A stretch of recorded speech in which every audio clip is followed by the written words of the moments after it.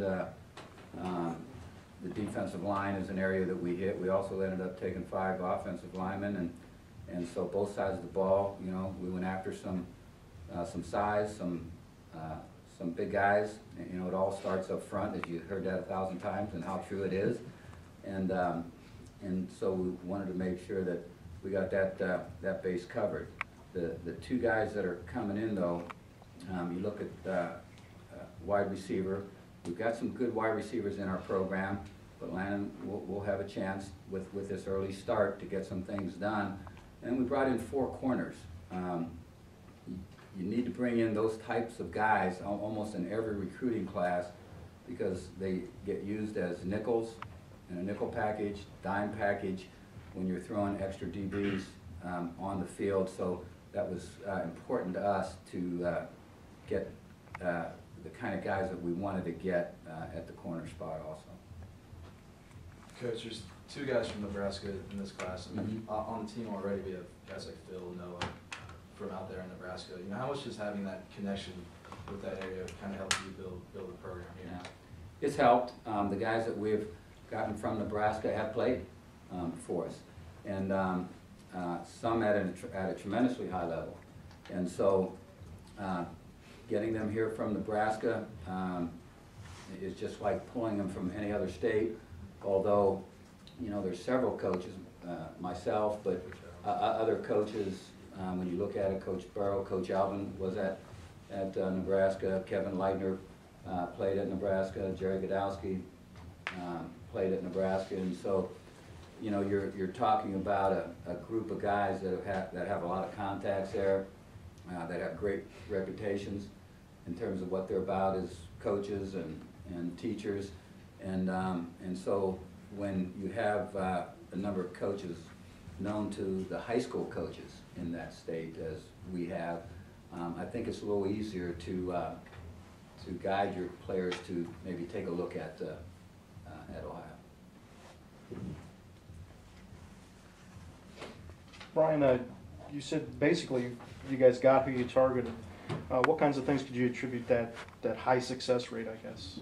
You know, what kinds of things helped you guys close it out or seal the deal with a lot of guys? Typically there's a couple surprises every signing day, but it looked like you said, you got everyone who you thought you were going to get. We started off with having a good, strong base. Going into it, we knew we wanted to recruit good student athletes with good character.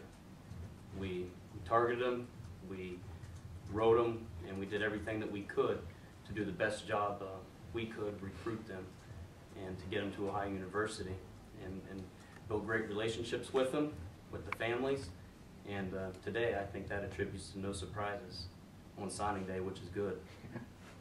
One thing I think we did probably more of than ever before, and we did a lot of it before, but Brian was shoving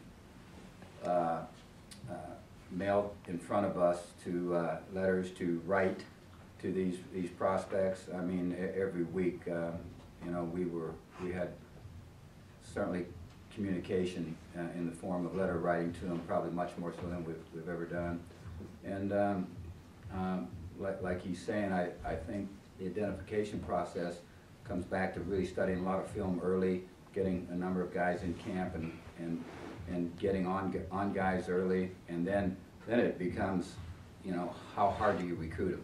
You know, are you making all the calls necessary when you're allowed to call? You know, are you getting letters to them? You know, are you finding out as much as you can about them to have really good, meaningful discussions on the phone with them? And I think we've probably done a good job of that this year as maybe we ever have, and maybe that's why some early commitments and why in most cases guys just stuck with that commitment. Brian, there are so many rules and kind of regulations regarding recruiting, and they seem like they're always changing. How do you make sure to kind of stay on top of them to make sure that everything you're doing is on the level? Put our compliance department in your favorites in your phone. We're always communicating back and forth, and they do a good job of helping us out. But yeah, you're right. It's tough. It's tough, and you got to stay on top of it, and you got to know what you're doing and what's right. Coach Haynes, you guys got one guy from Glenville High School in Cleveland. one of the better programs in Ohio, always producing prospects. Now, how important is that to make a connection with a school like that, you know, moving forward in the future? Maybe you get more guys to come here after Antoine comes here. You know, how big is that moving forward, would you say? Yeah, I think it's huge. Coach Tremondo does a great job in the Cleveland area. And Antoine, especially a good D lineman from a good high school like that. To come here is huge for us and Ohio University. But yeah, the foot in the door, Coach Tremondo, he works very hard up in the Cleveland area, and that's a huge get, and hopefully they'll keep coming from here. And Coach Ginn does a great job up there too. Ryan, can you talk about that connection with the Welter family and how that recruiting pitch went? Probably pretty familiar territory there. Yeah, Tom Welter, Jacob's father, excuse me, played at the University of Nebraska with Coach Leitner and through my time there as a coach, and so there was a very strong connection there. And you know, the family's living out in California now, although Tom is working in Indianapolis, and the family will eventually move there, and that's going to bring them a little closer to Ohio.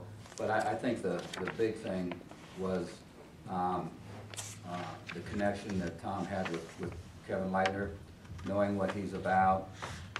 Sometimes if you have a college connection, that may drive a guy away from wanting to send his son to you. But that wasn't the case here, you know. And Tom and Kevin, they get along well. They got somewhat the same kind of personality, you know. And so that seemed to fit extremely well. And I think Tom felt comfortable about his son coming here.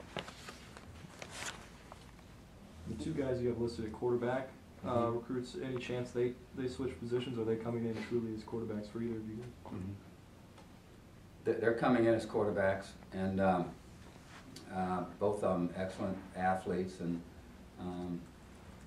you know, Ronnie set all kind of records at his school, and you know, they won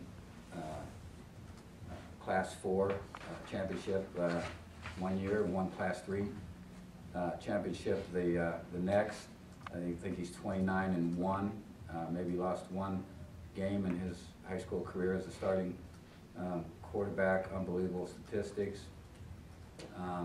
You look at Darius. He's a great basketball player. Had some basketball scholarships. Could have went that direction. Nebraska was looking at him as a probably a defensive back, and so it speaks highly of what his abilities all about.